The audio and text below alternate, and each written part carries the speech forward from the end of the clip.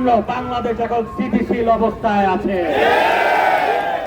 ওনার নেতৃত্বে আপনারা আমরা দীর্ঘ 16টা বছর আন্দোলন সংগ্রাম করেছি বাক স্বাধীনতার জন্য, গণতন্ত্রের জন্য, ভোটাধিকারের জন্য, মানবাধিকারের জন্য।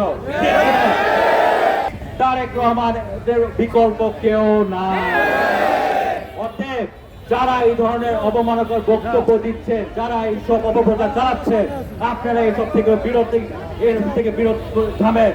এগুলা থেমে সবাই ঐক্যবদ্ধ হয়ে আমাদের নেতা তারেক রহমান যে বাংলাদেশকে ঐক্যবদ্ধ করার ডাক দিয়েছে, সবাই একসাথে ঐক্যবদ্ধ হয়ে আমাদের নেতা তারেক রহমান নেতৃত্বে বাংলাদেশকে আমরা একটা নতুন অধ্যায় নিয়ে যাবো ইনশাআল্লাহ।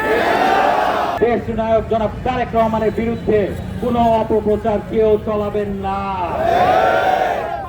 আর ইনশাআল্লাহ আমাদের নেতা তারেক রহমান যে বলেছিল একটা কথা, দেশ যাবে কোন পথে,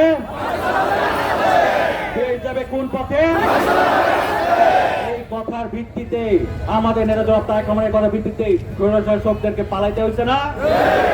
এখন ইনশাআল্লাহ সামনে রাষ্ট্র কাঠামো মেরামতের জন্য আমাদের নেতা তারেক রহমান যেই ধরনের ছাড় দিয়েছে, এটা বাংলাদেশের অন্য কোনো ব্যক্তি কোনো সময় দিত না।